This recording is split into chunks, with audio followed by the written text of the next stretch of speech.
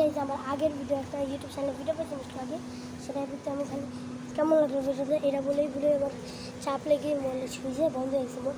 তো আমি এখন আগের ভিতরে এমনি ভিডিওতে শুনছিলাম, এখন আমি সাইকেলটা লাগাবো। হ্যাঁ চলো